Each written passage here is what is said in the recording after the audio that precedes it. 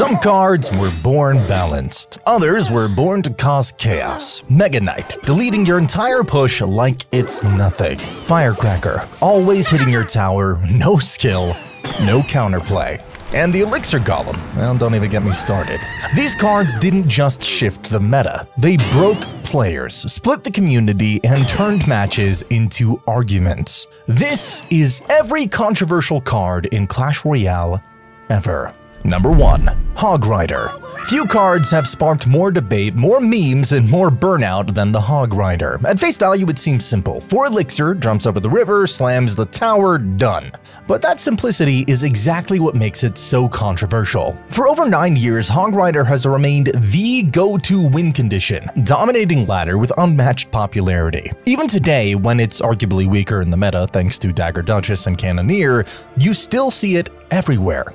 And players are tired. For many, the Hog Rider represents stagnation. Same plays, same integrations, same rage. It's not just its usage, it's the fact that Hog Rider always finds a way to get at least one hit unless countered perfectly. That one hit, game-changing in top-level play. For casuals, just annoying. It's not really overpowered, that's the crazy part. Statistically, it's been balanced for years, but when you faced it 8 times in a row, it doesn't feel fair. It feels forced, and that's where the resentment comes in. Free-to-play players use it because they have to. Top players use it because it's efficient, but everyone else, they're just sick of seeing it. Even worse, Hog is rarely touched in balance updates. It's a sacred cow. Meanwhile, everything else gets nerfed, reworked, or replaced, but not him. He just keeps yelling, Hog Rider, and charging forward like it's 2016. And maybe that is the real reason it's controversial. Number 2. Expo. There's no card in Clash Royale more emotionally polarizing than Expo. For some, it's a test of precision, a high-skill, low-margin masterpiece of timing, cycling, and control. For others, it is a 6-minute mental breakdown just waiting to happen. Here's the reality. Expo is not broken, but it feels broken. It's one of the few cards that can lock onto your tower from the other side of the arena and win the game without ever crossing the river. One good lock, just one, and the rest of the match becomes a miserable war of attrition. Defensive Tesla, Archers in the back, Log, Ice Spirit, Defensive Expo Cycle, Rocket, GG. And yet Expo players insist it's fair, that it's high skill, that it's underrated, and maybe they're right. Maybe it is hard to win with. Maybe it does take discipline, but that doesn't make it fun to fight.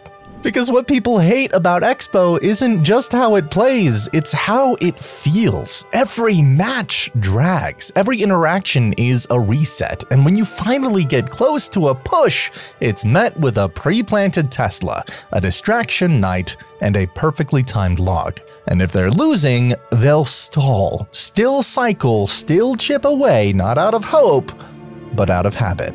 Even many Expo players admit they hate the stereotype their own community has created, stalling every game, rocketing towers in triple, dragging out lost matches for no reason. Expo didn't break Clash Royale, it just broke the will to keep playing, and that's why it's one of the most controversial cards ever, because it's not overpowered, it's unbearable. But if you think that's bad, wait until you see what's next. Number 3. Firecracker. 3 Elixir. That is really all it takes to ruin your entire push. Firecracker isn't just a controversial card, she is infuriating. A unit so deceptively annoying, so disproportionately effective that players have called for nerfs, reworks, and even her outright deletion. And it's not because she's unbeatable, it's because she forces you to play a certain way or suffer. Her knockback, her splash, her range? Dear God. She can chip you down while standing in a different zip code, and unless you're packing arrows, you're gonna see her over and over and over and over and over and over again. But it does get worse, because of course, Firecracker has an evolution, and it's been ridiculous since day one. Even after the nerfs, her evolved form deals massive splash, and lives longer than she has any right to. She's not overpowered in the traditional sense, but she warps the entire game around herself. Arrows now shot up in 30% of decks, not because players like it, but because they have to. Firecracker has turned Clash Royale into a game where fun decks get pushed out, just because they don't have a clean answer to one annoying girl with a firework cannon. People hate her not because she wins games, they hate her because she ruins them. But what makes Firecracker truly evil is who she always shows up with. The king of mid-ladder, the jumpiest, splashiest, rage-chippiest card in Clash Royale history. Number 4. Mega Knight. Ask anyone why they hate Mega Knight and you'll get a different answer every time. He's overpowered, he's everywhere, he ruins every push I build. And the truth, they're all right. Mega Knight isn't hated because he's broken, he's hated because he's exhausting. A 7 elixir panic button with a jump that deletes swarms, a spawn splash that punishes bridge spam, and just enough health to make every defense feel like a chore. Even when you can counter him, you're often the one left scrambling, because Mega Knight never comes alone. He's backed by Firecracker, wall breakers, bats, and players who think pressing 2 buttons equals skill. But the real issue, how common he is. In mid-ladder, Mega Knight is the meta. Over-leveled, overused, and impossible to avoid. You can play perfect defense for 2 minutes. Then boom, he jumps in and your entire game plan collapses. And God help you if you're underleveled. Play safe or get stomped. But if you have no trouble countering Mega Knight, you're built different. And if you're built different, you should definitely be subscribed already. Go ahead, hit that button. You've earned it. Number 5. Elixir Golem. There's no card in Clash Royale more schizophrenic than Elixir Golem. Sometimes it's a walking 3-crown machine, a tidal wave of purple blobs, healers, rage spells, and cloned madness that floods your tower and melts everything. Other times it's a joke, a free win, but love it or hate it, everyone has an opinion. Some call it the no-brain win condition. Spam E-Golem at the bridge, drop Night Witch and healer behind it, maybe toss in an E-Drag and a clone if you're feeling spicy, and then pray. Others see it as a low-skill trap, fun until you're wiped off the map by an Executioner and Tornado, because that's the core of what makes Elixir Golem controversial. You're giving your opponent elixir. That concept alone breaks the fundamentals of Clash Royale. You're supposed to out-trade your opponent, not fund them. But E-Golem bends that rule. He lets players trade intelligence for brute force. If your push connects, the game's over. If it doesn't, you handed the enemy 4 elixir and a free counter push for dessert. And it's not just about balance, it's emotional. Facing E-Golem makes you feel insulted, like your opponent isn't trying, like they shouldn't be winning, like the game is rewarding chaos instead of strategy. That's why even players who win against it still hate it. It cheapens the victory. It creates an experience that feels less like a battle and more like a coin flip. E-Golem isn't broken. He's just built to break something, and that something is usually your patience. But as frustrating as that is, it is nothing compared to a bird that refused to die. And we'll get there eventually.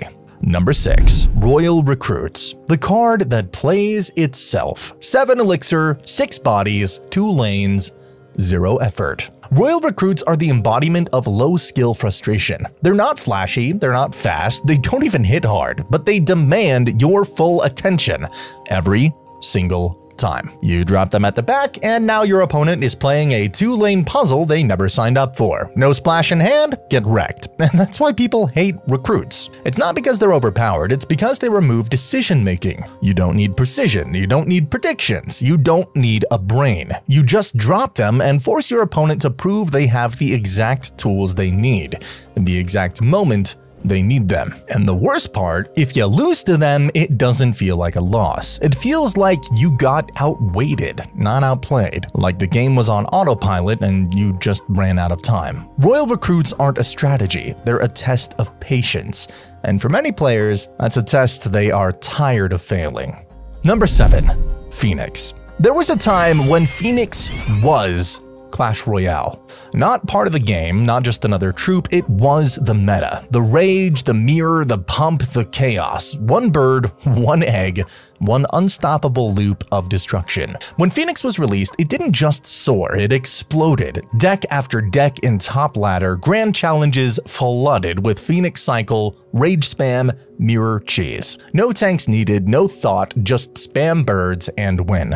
And if you managed to kill it, good luck killing the egg, because if you didn't, boom, rebirth, round 2, a phoenix that refused to die, backed by Elixir Golem, Monk, and a wall of rage-fueled insanity. Players watched their towers melt, while Supercell watched in silence, until they couldn't anymore, and the nerfs came. One, then another, rebirth delay increased, egg HP reduced, attack speed damage, and today, Phoenix is finally balanced, usable, maybe even underrated in the right decks, but the days of triple Phoenix spam are gone. Now it sits quietly. Still decent, still useful, but never forgotten. Number 8. Monk. When Monk first entered the arena, no one knew how to stop him. At just 4 elixir, he was a walking wall, a mini P.E.K.K.A tank with the log built into his fists, and a god-tier ability that could reflect spells, projectiles, and even arrows back at the tower. He was a counter to everything. But what made the Monk truly terrifying was his versatility. He wasn't some squishy backline support. He walked up, knocked everything back every third hit, reflected an entire push, and dared you to try to stop him while he tanked off your army. You couldn't pull him, you couldn't knock him back, you couldn't even damage him if his ability was active. And that was the problem. Monk wasn't fun to play against. Players raged as he invalidated half their deck with a single tap of his hands. He slowed the game down, forced awkward counters, and turned defensive spells into self-sabotage. And the worst part, his counters were either hard to use or didn't work. You needed Inferno Dragon, Mini P.E.K.K.A, or Electro Wizard, or you just got bullied. Eventually, Supercell had to step in. They upped his cost to 5 elixir, and suddenly he was balanced, maybe even slightly underwhelming. But to many, that broken 4 elixir version never left their nightmares. Today, he's still pretty good, strong in the right hands, amazing as a frontliner for Royal Giant decks, but that fear factor he used to have, it's gone.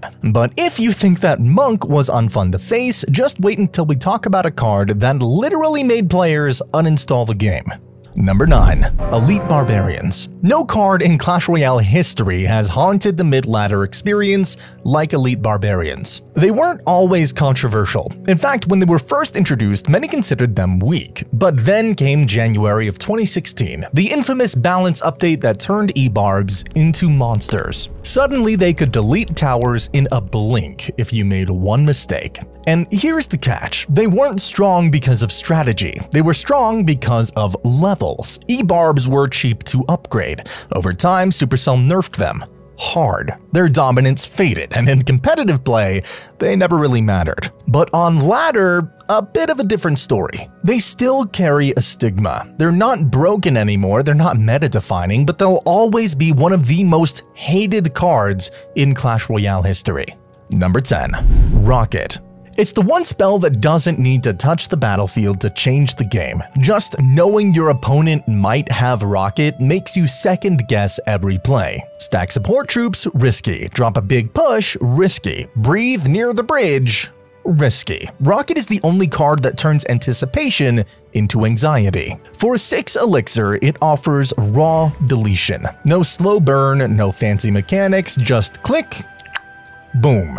And everything you built, gone. Players hate Rocket, not just because it's powerful, but because it feels unfair. A well-timed fireball can be skillful, a lightning might be precise, but Rocket is unapologetic. It punishes you for playing well. It rewards players not for strategy, but for sitting back and waiting to punish your push. And when it lands, it hurts. It's especially brutal in mid-ladder, where players often don't space out their troops well. Rocket isn't the most versatile spell, it's not the most used, but it is, without question, the most hated, the most polarizing, and the most controversial spell Clash Royale has ever known. Still, nothing tilts players more than a spell you don't even see coming.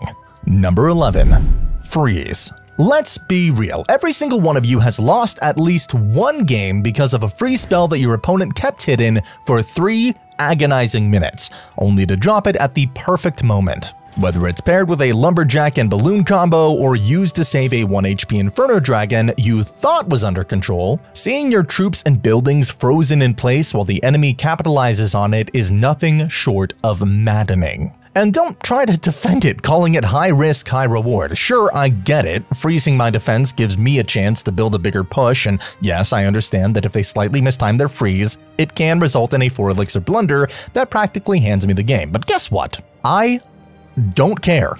None of these occasional wins from a poorly timed freeze feel remotely as satisfying as the pure frustration of losing a game because of one perfectly executed freeze spell. It's like those moments where everything's going your way and then bam, your tower is gone and you're left staring at the screen in disbelief. Every victory against a bad freeze pales in comparison to the sting of a single loss because of a good one. And maybe that's because of human nature, maybe I'm just salty. But luckily, the freeze spell isn't that overpowered anymore. It used to have a duration nearly quadruple of what it has now, and it had a way bigger radius, similar to the poison radius. Imagine a freeze spell like that combined with whatever monstrosity of a push you can imagine, and freeze doesn't even feel like that much of a gimmick when you realize there are entire archetypes built around it. Ever heard of Graveyard Freeze? It is one of the most frustrating strategies in Clash Royale. What makes Graveyard Freeze so maddening is that it forces you into a no-win scenario. If you don't have the right counters in rotation or can't predict the freeze, you're toast. I guess iced. And even if you do manage to counter the graveyard itself with something like a Valkyrie, a well-timed freeze can still guarantee enough skeleton damage to put your tower within spell range. It's not about the combo itself, it is the psychological warfare. You know it's coming, but you're never quite sure when or how they'll play it, and that constant second guessing can throw off your entire game plan. It's a strategy that preys on mistakes, small openings, or even just bad card rotation, and the worst part, a perfectly executed graveyard freeze doesn't even feel like you had a chance. Your defense is frozen, your tower is surrounded, and you're left wondering why you didn't just bring your own freeze spell to fight fire with fire. Or more like freeze with freeze. But if freeze is frustrating, these next two spells, they don't even try to hide how troll they are. Number 12. Clone plus Mirror. There's a fine line between fun and infuriating. Let's start with Clone. At first glance, it seems harmless, a spell that doesn't deal damage, doesn't stun, doesn't even slow, just duplicates your push with 1 HP versions. Pretty cute, right? Until your screen explodes with a cloned Lava Hound, Balloon, and Skeleton Barrel, and your tower evaporates in 2 seconds. That is the controversy. Clone doesn't earn wins. It steals them. It rewards unpredictable, low-skill plays that work purely because your opponent wasn't expecting you to do something that dumb. It's not reliable, it's not consistent, but when it works, it makes even the worst player look like a genius, and that is what makes it infuriating. Pair it with Rage or Lumber Loon Push, and you're suddenly facing an unstoppable wall of cloned chaos. It punishes perfect defense with a surprise gotcha moment. No counterplay, no mercy. And then there's Mirror. It's not flashy, it's not consistent, and honestly, it's rarely relevant in the meta, unless Supercell accidentally releases something broken enough to be worth mirroring. That's what makes Mirror so frustrating. Most of the time, it feels like a gimmick, a card you throw in for fun or trolling.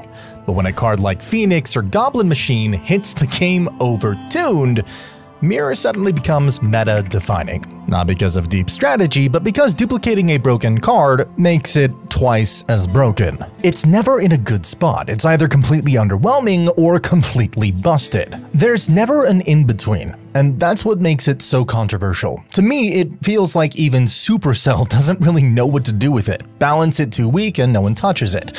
Buff it and it becomes a win more button for cards that didn't need help in the first place. Number 13. Tornado. One of the most frustrating spells to deal with has to be Tornado. This spell has an uncanny ability to ruin your carefully planned pushes and make your defense crumble. Its primary function of grouping troops together can feel outright infuriating when your opponent uses it to set up an easy King Tower activation, giving them a massive advantage for the rest of the match. But of course, it doesn't stop there. The Tornado's ability to pull all your troops into a tight cluster means they become prime targets for splash damage units like the Executioner or Wizard. One well-timed Tornado can completely erase your push. as troops get caught in a devastating combo of area damage and control. It's not just the direct impact that makes Tornado annoying, it's the versatility. Whether your opponent is pulling a Hog Rider off course, redirecting a balloon, or setting up the perfect synergy with cards like Baby Dragon or Electro Dragon, the Tornado always seems to find a way to turn the tide of battle in the most frustrating ways. And let's not forget just how devastating the Tornado can be when paired with cards like Electro Giant or the evolved Electro Dragon. The synergy between these cards is downright brutal. What makes this combination even more frustrating is the sheer efficiency of it. The Tornado not only clears the path for these electrifying units, but also ensures that your troops are grouped together, maximizing the damage dealt by their abilities. Whether it's your defensive line or your offensive push, the outcome is the same. Everything dies, and there's nothing left for you to do but watch helplessly as your carefully planned strategy gets obliterated. It's not just about the damage, it's about the sense of helplessness that makes this pairing so aggravating. Once the Tornado connects, your troops are stuck in place, unable to escape the relentless barrage of electricity. Even if you've got a solid defense in place, the Tornado ensures that it falls apart, leaving you scrambling to recover. Few cards in Clash Royale have such a way of making you feel completely outplayed, and when Tornado is paired with these powerhouse cards, it becomes a game-ending nightmare. Number 14. Miner. The Miner doesn't scream OP. He doesn't make rage compilations like Mega Knight or Firecracker, but ask any seasoned player and they will tell you. Miner has never been bad. Since his release, Miner has been a cornerstone of competitive play. He's been nerfed multiple times. His tower damage was reduced, his crown interactions adjusted, and yet he just keeps coming back. Miner poison, Miner wall breakers, Miner mortar, control, cycle, spam. The man does it all, and that's what makes him so controversial. Mid-ladder players despise Miner decks, not because they're flashy, but because they're boring, oppressive, and take every match to overtime. It's 5 minutes of chip damage, perfect defense, and 0 room to break through. You'll never see a Miner rage clip on YouTube, but you'll feel the pain after 5 minutes of trying to break through while your tower slowly bleeds out. And that's why Miner isn't just strong, he's silently, consistently, and controversially one of the best cards ever made. Number 15. Evo Knight. When the Evolved Knight was first revealed, nobody expected the storm that was coming. On paper, it looked solid, a stronger, faster Knight. In practice, it was a disaster. At launch in August of 2023, the Evolved Knight had 30% more health, 10% more damage, and a 0.9 second hit speed. But the real controversy was his passive. He took 80% less damage while attacking. No, that's not a typo, 80%.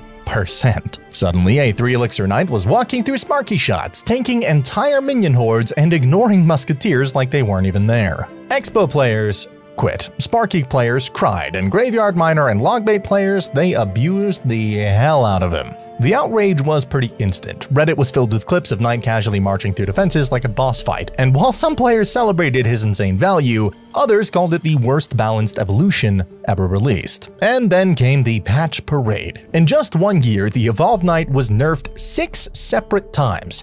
Damage reduction down to 60%, hit points reduced, attack speed slowed. He got patched so many times, players joked Supercell was trying to erase him from memory. But here's the twist, even after all of that, he's still good. Not overpowered, not broken, but good. Because that damage reduction, even at 60%, is still insanely useful when played right.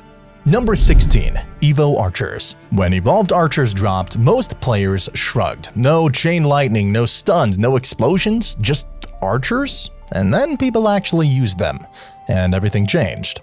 Their power shot, which activated from 5 tiles or more, dealt double damage. Now combine that with a 6.5 tile range, longer than Royal Giant, and you have a 3 Elixir unit deleting support troops before they could even see her. But the controversy really exploded when players realized one horrifying truth. They survived arrows. Suddenly, 3 Elixir Archers were outliving one of the most common counterspells in the game. You'd fire arrows, they'd survive, then they'd shoot back. It flipped entire matchups upside down, and people were furious. By the time you countered him, your push was already dead. Or worse, your tower was. Reddit blew up, of course. Pros started abusing them, mid-ladder players had no answers, and over time Supercell cut the power shots damage, reduced their range, and eventually made them vulnerable to arrows yet again. Today, evolved archers aren't the menace they once were, but they're still controversial, still elite, still terrifying in the right hands. Number 17. Evo Valkyrie. Evolved Valkyrie is one of the most polarizing evolution cards ever released, not because she was overpowered, not because she was weak, but because no one could agree on what she actually was. Some players called her broken, others said she was useless, and the truth was, she was both. It all depended on the hands that held her. I think this is the first time I'm talking about this card on the channel, but her evolution wasn't flashy, just a subtle buff to her HP and a mini tornado effect every time she attacked.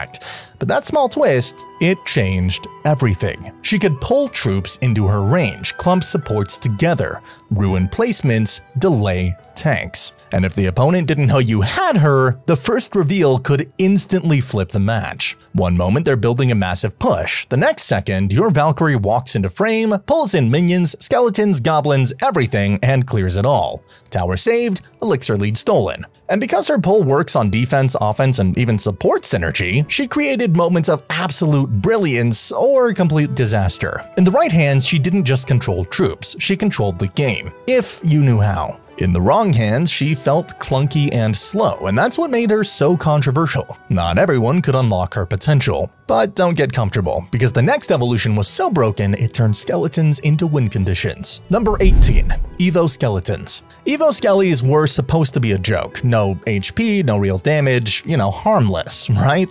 Wrong. Because at launch, evolved skeletons spawned instantly, so fast that not even Zap or Log could stop them. Their initial attack speed just 0.4 seconds. It sounds small, but that fraction made them 25% faster than they are today. They became win conditions. Paired with Royal Hogs, they were unstoppable. One mistake, one tiny overcommitment, and you'd watch helplessly as 2 waves of evolved skellies obliterated your lanes in an instant. Eventually, Supercell nerfed their numbers. They now spawn in 3s, not 4, their attack speed is slower, and their once insane presence is pretty much gone. Today, they're just another evolution. Solid, nothing special. They fill a slot, they do their job, and most players don't even flinch when they see them. But back in 2023, they weren't just controversial, they were game-breaking. Number 19. Evo Bomber. In the early previews to content creators, Supercell had made a baffling decision. The Evo Bomber could survive arrows. A 2 elixir card, surviving a spell that was supposed to counter it. The news spread fast.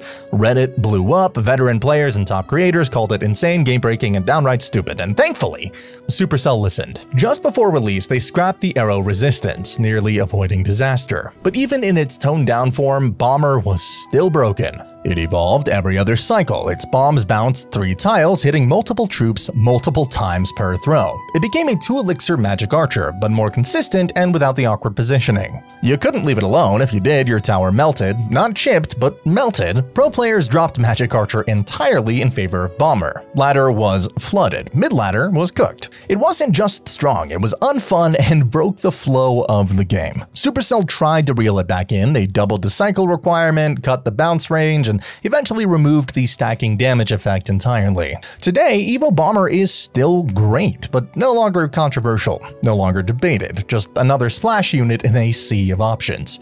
But if you were there in early 2024, you would remember when one little skeleton with a bomb nearly destroyed the arena. Number 20. Goblin Drill. When Goblin Drill was first unleashed, Clash Royale changed. It wasn't just strong, it was infuriating. The moment it hit your tower, a goblin would immediately leap out and start stabbing. No spawn delay, no time to react, just instant chip damage. Then came the real pain. 3 more popped out on death. Oh, and that burrow speed, 25% faster than it is today. You couldn't stop it in time even if you saw it coming. It was one of the most controversial cards of its era, not because it was the best, but because nobody knew what it was supposed to be. A spawner, a building, a goblin barrel replacement, whatever it was, it left a mark. Today, Goblin Drill has settled down. It still shows up in control decks and is still deadly if ignored, but the chaos, the confusion, the forum wars, those were something else. And when we take a look back at Clash Royale's most divisive cards, the Drill absolutely deserves its place in this Hall of Madness. Number 21. The Elixir Collector.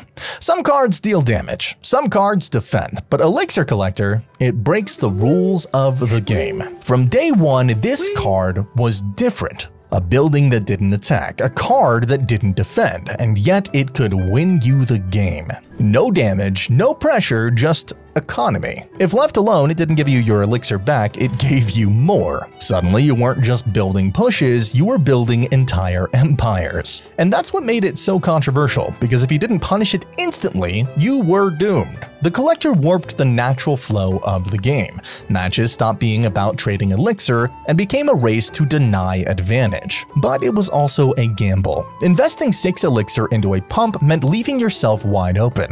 Miss the timing, misread the deck, suddenly you were the one losing your tower. That's why Elixir Collector divided the community. Some loved its strategic depth, others hated its swingy, unfair outcomes. At the highest level, pros even complained that the Collector ruined elixir counting, making the game feel less about skill and more about brute force economy. And yet, Supercell kept it alive. Number 22. Golden Knight. When the Golden Knight entered the arena, he was flashy, unique, and incredibly annoying. His chain dash mechanic sounded fun on paper, but in practice, it created chaos. Matches were lost not because of bad plays, but because the Knight randomly dashed through 5 units and still somehow clipped the tower. He wasn't broken like the Archer Queen, he wasn't useless like Skeleton King, he was something worse. Unpredictable. Sometimes a god, sometimes a clown. Always frustrating. Supercell tried to fix him, they nerfed his dash range, slowed his ability, and even reworked how his targeting worked. But no matter what they changed, it was never quite right. Even after all the nerfs, Golden Knight remains controversial. Not because he's overpowered, but because you'll never know what he'll do next. And that's exactly why some players love him and others want him deleted. Number 23. Archer Queen. When the Archer Queen arrived, she didn't just make a splash, she rewrote the rules. She could vanish, boost her damage, and shred entire pushes, all for just 5 elixir. You'd spend 10 elixir setting up a perfect push and then watch it disappear in 3 seconds of invisibility-fueled chaos. At her peak, she wasn't just strong, she was everywhere. 9 out of the top 10 decks used her. Ladder, tournaments, even World Finals, she dominated the meta. And the controversy? Oh boy, there was plenty. The log didn't knock her back. Mega Knight jumped but didn't hit her. Tornado sometimes pulled her and sometimes didn't. Players weren't just confused, they were furious. Was it a bug? Was it intentional? Nobody really knew. And that unreliable invincibility made her one of the most frustrating cards to face in the game's history. Supercell tried to nerf her, longer cooldowns, shorter cloak duration, but nothing truly stopped her. Her sheer value per elixir was unmatched. Even today, after all the fixes, she remains a top-tier champion. Versatile, deadly, and divisive. She might not be the most broken card anymore, but she's still the queen. Number 24. Boss Bandit. She's flashy, she's tanky, she teleports across the arena like it's her personal highlight reel, and she's pissing off half the community. Boss Bandit became the face of Clash Royale's growing frustration with over-designed cards. For 6 elixir, she dashes, teleports, deals burst damage, and still somehow lives long enough to connect with your tower. And if she does connect, you might as well kiss that princess tower goodbye. She's the Mega Knight of champions, but flashier, faster, and somehow even more annoying. Players were spending 8 to 10 elixir just to stop one card, and still watching her dash through with 1 HP. For some, she was a new fun threat. For others, she's a mistake that proves Supercell stopped testing their cards before release. Love her or hate her, Boss Bandit is pure chaos in champion form. But sometimes it's not the power or mechanics that cause chaos, it's the design itself. Like, why does this next card feel like the most boring boss fight of your life? Number 25. Bowler. If you've ever played Graveyard, Lumberloon, or Splash Yard, you have probably loved the Bowler. If you ever played against those decks, you probably want to uninstall the game. Bowler is one of Clash Royale's most polarizing cards, not because of flashy damage, but because of how oppressive he feels. He rolls in, flattens entire pushes, and then casually strolls to your tower while you're scrambling to respond. Reddit has labeled him toxic. Players spam chicken emotes when he hits the board, and yet He's not even broken, he's just annoying. Bowler punishes swarms, punishes bridge spam, and if paired with freeze or tornado, oh gosh. And yet despite all the hate, he's not even that meta anymore. He's just the face of slow, defensive pain, a card that reminds you that Clash Royale isn't always about outplaying. Sometimes it's about outwalling. So is Bowler toxic? Maybe not by stats, but emotionally, absolutely. Number 26. Witch. Despite all the frustration, Witch isn't even that good. She's slow, clunky, she's barely viable outside of off-meta decks or mid-ladder nightmares. And yet, she feels like a boss battle. That's the Witch paradox. She's not overpowered, she's just emotionally overbearing. One of the most annoying cards in Clash Royale precisely because of how little counterplay some players feel like they have. But then came her evolution, and the community lost it. At launch, Evo Witch didn't just spawn skeletons, she healed from them. Every time a skeleton died, Witch gained HP, one by one, drip by drip. She broke draft events, she destroyed tank decks, she laughed at Valkyrie. Players begged Supercell for nerfs, Reddit flamed her non-stop, and dozens of threads called her the worst designed card in months. And while Supercell did nerf her just before her wide release, the damage was done. Evo Witch became the poster child for pay-to-win evolutions, a symbol of Supercell's tendency to overbuff new content for launch hype, then gut it later. Today, she's balanced and playable, a bit clunky if I'm being honest. But the memory of her design, healing off half a dozen skeletons while you watched your tower melt, still haunts players to this day. So is Witch controversial? Yes. In every form and in every arena tier, from mid-ladder range to pro-level draft events, she sparked one universal emotion: frustration. Number 27. Wizard. Wizard might be the most hated card in mid-ladder. To some, he's fine. Just splash, just a 5 elixir troop, just, fireball him. But to others, he represents everything wrong with mid-ladder. Wizard isn't hard to counter. He's unfair when you're under-leveled. No one rages when a musketeer takes down their push, but Wizard, he doesn't trade fairly. He obliterates. For years, Wizard was ignored at the top. No viable decks, no pro usage, just a casual crutch. Then came the Evolution Wizard. Suddenly, the Wizard was a meta monster. Decks that never used Wizard before now built around him. Even pro players started calling for nerfs. But those days are gone. Supercell reined him in. His evolution got nerfed, his dominance faded. And today, he's just mostly a mid-ladder menace. Not because he's broken, but because he's overleveled in every deck. Number 28. Magic Archer. If you know how to use him, you love him. If you don't, you absolutely hate him. He's quiet, precise, deadly from across the map, and worst of all, he punishes you for a misplacement you didn't even know you made. A single tile off and suddenly your entire defense evaporates from a laser beam you couldn't even see coming. And that's why Magic Archer has become one of the most hated cards in the game, not because he's overpowered, but because he exposes bad placement. He humiliates you, and nobody likes being outplayed by a line. But here's the thing, Magic Archer was never designed for casuals. He's a high-skill, high-reward nightmare.